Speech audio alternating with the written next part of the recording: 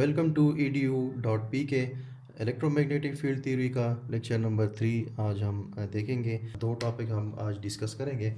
एक vector addition और subtraction का है और दूसरा जो है लॉज ऑफ वेक्टर अलजेब्रा के वेक्टर्स जो हैं वो अलजेब्रा के कौन से लॉज जो हैं वो ओबे करते हैं। तो वेक्टर एडिशन और सब्ट्रैक्शन में दो मेथड्स आते हैं। मैथमेटिकली भी आप वेक्टर्स को ऐड या सब्ट्रैक्ट कर सकते हैं और इसी तरह ग्राफिकली भी आप वेक्टर को ऐड और सब्ट्रैक्ट कर सकते हैं। पहले मैथमेटिकली देखते हैं, ठीक है। पहले एडिशन करते हैं। एडिशन देखते हैं कि आप मैथमेटिकली जो है आप एडिशन कैसे करेंगे और उसके बाद देखेंगे कि आप सब्ट्रैक्शन कैसे करेंगे। लेट्स सपोज मेरे पास कोई भी दो वेक्टर्स हैं, वेक्टर ए जिसकी रिप्रेजेंटेशन हमने पिछले लेक्चर में देखी थी, ए एक्स प्लस ए वाई प्लस ए जेड। दूसरा एक वेक्टर है वेक्टर बी जिसको हम लिख सकते हैं B X A X plus B Y A Y plus B Z A Z. तो ये ए का एक्स कंपोनेंट हो गया, ठीक है। ये इसका वाई कंपोनेंट और ये इसका जेड कंपोनेंट, और इसी तरह ये बी का एक्स कंपोनेंट, बी का वाई कंपोनेंट और बी वेक्टर का जेड कंपोनेंट। तो इन दोनों की एडिशन हम मैथमेटिकली कैसे करेंगे, A plus B is equal to, हम वेक्टर की एडिशन जो है या सब्ट्रैक्शन भी हम अभी देखेंगे, दोनों देखेंगे। तो हम एडिशन या सब्ट्रैक्शन दोनों जो है हम क्या करते हैं, कंपोनेंट बाय कंपोनेंट करते हैं, ठीक है। यानी ए का एक्स कंपोनेंट ऐड होगा बी के एक्स कंपोनेंट के साथ, ठीक है। उसके साथ आप उसका यूनिट वेक्टर लगाएंगे, ठीक है, क्योंकि दोनों पे एक्स कंपोनेंट है तो लॉन्ग एक्स एक्सिस जो यूनिट वेक्टर है उसको लगाएंगे, प्लस ए का Y component plus B vector का वाई कंपोनेंट और उसके साथ unit vector along Y axis, और प्लस आप लिखेंगे ए का जेड कंपोनेंट प्लस बी का जेड कंपोनेंट और उसके साथ आप यूनिट वेक्टर लगाएंगे जेड का। यहाँ पे एक एग्ज़ाम्पल मैं लिख लेता हूँ। एग्ज़ाम्पल के तौर पर हम लेते हैं दो वेक्टर्स हैं। एक वेक्टर ए है is equal to 2ax plus 5ay minus 6az, और इसी तरह वेक्टर बी है 3ax माइनस 4ay, ठीक है। तो अगर इस टाइप का वेक्टर कभी आ जाए, इसका मतलब ये है कि इसका z कंपोनेंट जो है वो क्या है, वो ज़ीरो है, ठीक है। हम ए जेड के अलॉन्ग जो कंपोनेंट है वो ज़ीरो है, इसलिए हम लिखते हैं 3ax माइनस 4ay। तो इसकी एडिशन कैसे होगी, A plus B will be equal to, अब आप लिखेंगे वेक्टर ए का एक्स कंपोनेंट और प्लस वेक्टर बी का एक्स कंपोनेंट और इसके साथ unit vector along x axis, plus उसके बाद ए का वाई कंपोनेंट प्लस, ठीक है, प्लस है, और ये कंपोनेंट क्या है, ये कंपोनेंट माइनस 4ay है, तो आप माइनस 4 यहाँ पे लिख लें, ठीक है। नेक्स्ट स्टेप में हम इसको फिर माइनस लिखेंगे, ठीक है। और इसके बाद आ जाएगा इसका y कंपोनेंट प्लस, इसके बाद अब z कंपोनेंट्स की बात है। z कंपोनेंट्स यहाँ पे -6 है, a का z कंपोनेंट और b का z कंपोनेंट जो है वो क्या है, वो ज़ीरो है। तो हम इसके साथ ही बाद में इसका unit vector along z axis लगाएंगे, ठीक है। 5ax हो जाएगा प्लस 5 माइनस 4 हो जाएगा, माइनस और प्लस माइनस हो जाते हैं, तो 1 आप लिखते हैं या नहीं लिखते, इससे कोई इफेक्ट नहीं पड़ता। प्लस आप लिखेंगे, लेकिन यहाँ पे -6 प्लस 0 -6 है, तो माइनस और प्लस फिर अगेन माइनस हो जाएगा, तो मैं डायरेक्टली यहाँ पे -6 ऐसे। तो ये आपके पास इसका आंसर है। तो अब सब्ट्रैक्शन की तरफ आते हैं। मैथमेटिकली वेक्टर सब्ट्रैक्शन किस तरह होगी, ये भी यहाँ पे मैंने इसको रब नहीं किया, इसलिए कि इसकी भी सब्ट्रैक्शन जो है वो भी आप कंपोनेंट बाय कंपोनेंट करेंगे, ठीक है। तो जैसे मैंने ये दो वेक्टर्स पहले से लिख लिए हैं, तो a प्लस बी हम करेंगे, ए के एक्स कंपोनेंट से बी का एक्स कंपोनेंट सब्ट्रैक्ट होगा, ठीक है, और उसके साथ आप उसका यूनिट वेक्टर ए एक्स लगाएंगे। उसके बाद ए के वाई कंपोनेंट से बी का वाई कंपोनेंट सब्ट्रैक्ट होगा, उसके साथ उसका यूनिट वेक्टर प्लस आप इसके बाद ए का z कंपोनेंट माइनस बी का z कंपोनेंट और उसके साथ उसका यूनिट वेक्टर z। रिमेंबर यहाँ पे आप हमेशा प्लस ही लिखेंगे, ठीक है, सब्ट्रैक्शन कंपोनेंट्स की होगी। तो इस पे एग्ज़ाम्पल कर लेते हैं, ठीक है। उसी एग्ज़ाम्पल को लेते हैं जिससे एडिशन की थी।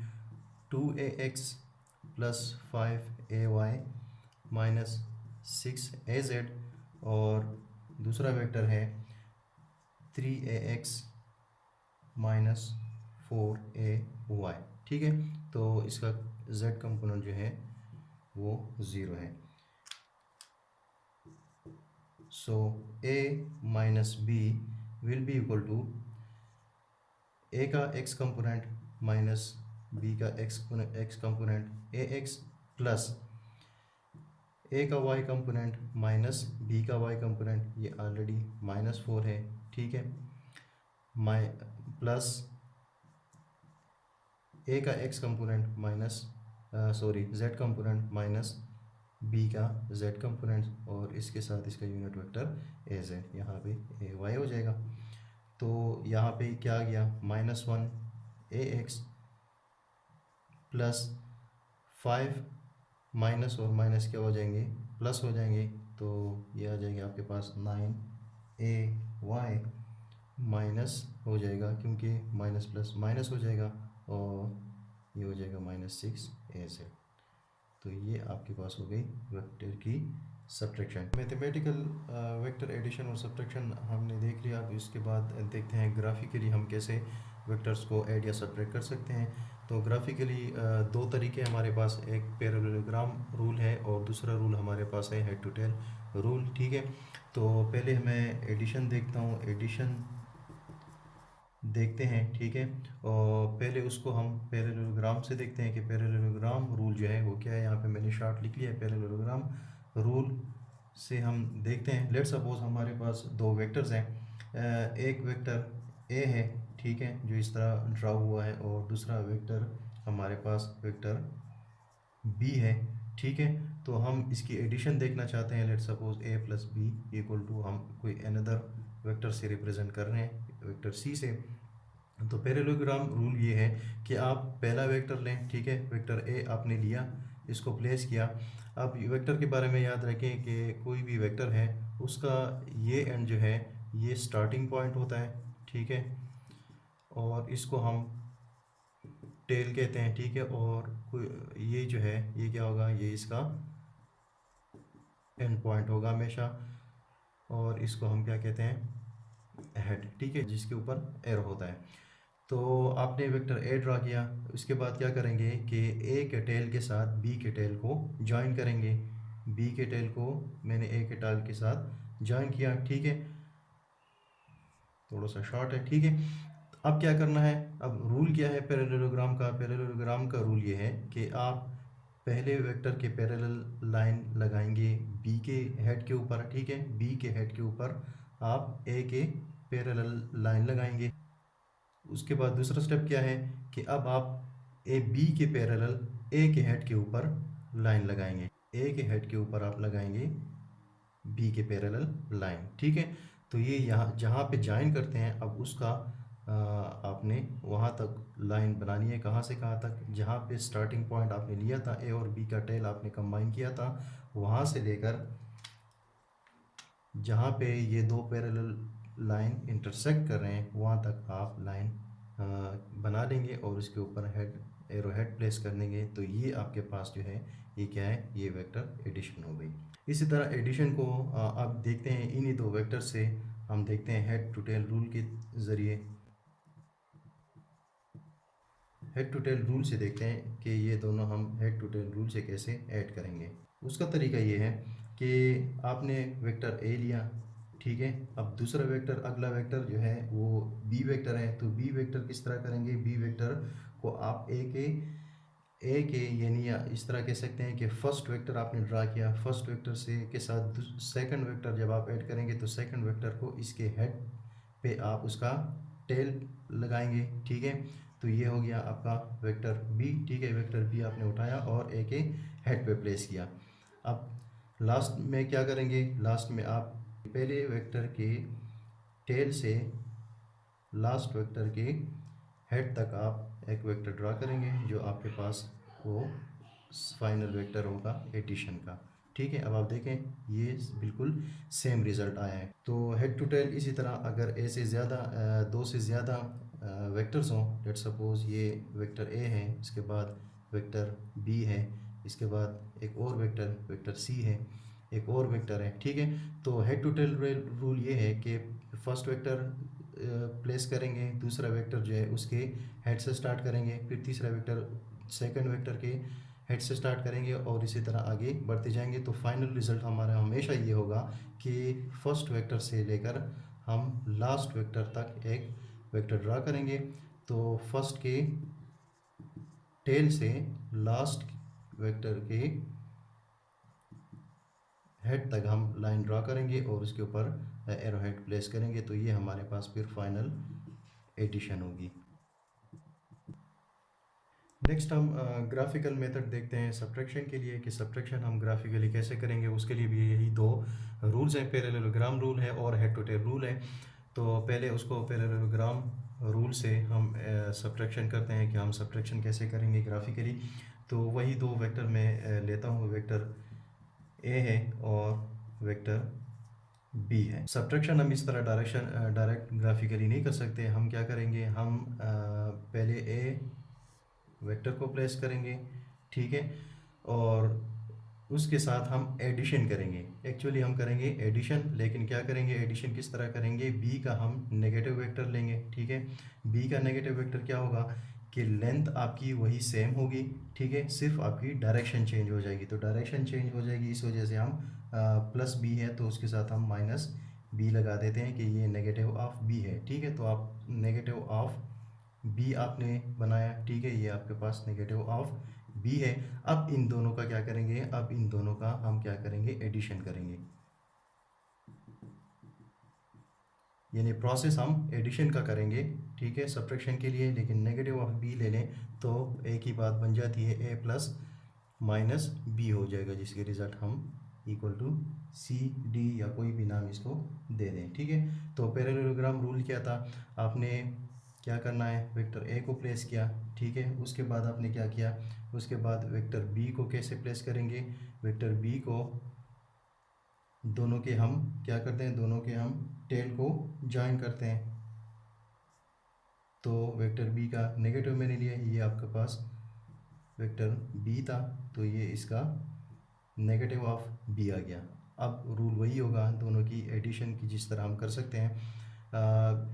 बी के पैरेलल ए पे लाइन ड्रॉ करेंगे, ठीक है, और ए के पैरेलल बी पे लाइन ड्रॉ करेंगे। ठीक है, ये लाइन इसके पैरेलल और ये वाली लाइन इसके पैरेलल आ गई। ठीक है, तो एडिशन किस तरह हो जाएगी, दोनों के स्टार्ट पॉइंट से कहाँ तक ले जाएंगे, जहाँ पे ये दोनों पैरेलल लाइन जो है कंसाइड कर रहे हैं। तो ये आपके पास ए माइनस बी आ गया, ठीक है, इज इक्वल टू सी। इसी तरह अब हम इसके एडिशन सब्ट्रैक्शन देखते हैं हेड टू टेल रूल से।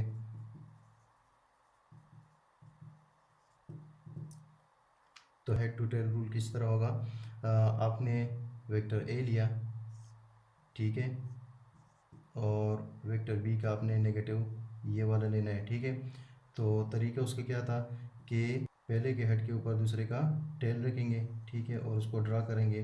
तो ये आपके पास वेक्टर ए हो गया और ये नेगेटिव ऑफ बी। ठीक है, यहाँ पे भी हम एक्चुअली क्या कर रहे हैं, एडिशन कर रहे हैं, ए प्लस माइनस बी कर रहे हैं। तो फाइनल वेक्टर किस तरह हो जाएगा, फर्स्ट के टेल से लास्ट के हेड को मिलाएंगे। ठीक है, तो ये वेक्टर सी हो गया। अब आप देखें दोनों बिल्कुल सेम रिजल्ट आ रहे हैं। आल्दो ये है कि थोड़ा सा लेंथ में क्योंकि मैं रूलर नहीं यूज़ कर रहा, लेंथ में फ़र्क आ रहा है, एडिशन हमेशा दोनों की सेम ही होगी। यहाँ हेड टू टेल रूल में आप दूसरा मेथड भी यूज़ कर सकते हैं कि अगर आप नेगेटिव ऑफ बी नहीं लेना चाहते तो आप वेक्टर ए को प्लेस करें, वेक्टर बी को आप हेड टू टेल रूल का जो तरीक़ेकार है वो थोड़ा सा फिर आप चेंज करेंगे। आप वेक्टर बी आपके पास ये है, अगर आप नेगेटिव नहीं लेना चाहते तो फिर आप क्या करें कि पहले के हेड के साथ टेल को, दूसरे के टेल को नहीं मिलाएंगे। अब आप क्या करेंगे कि पहले के हेड के साथ दूसरे का हेड ही मिलाएंगे, दोनों का हेड लग जाएगा। ये वेक्टर आपके पास बी है, सेम वेक्टर आपने लिया, नेगेटिव ऑफ बी आपने नहीं लिया। तो फाइनली एडिशन किस तरह होगी कि दोनों के टेल को आप ज्वाइन कर लेंगे, ठीक है। तो ये आपके पास सी रिज़ल्ट हो जाएगा, C will be equal to A minus B. तो फाइनली लॉ ऑफ अलजबरा की तरफ आते हैं कि कौन से लॉज जो हैं अलजबरा के वो वेक्टर में आप अप्लाई कर सकते हैं। कम्यूटेटिव लॉ को पहले देखते हैं। कम्यूटेटिव लॉ ऑफ दोनों के हम देखते हैं एडिशन में भी और मल्टीप्लिकेशन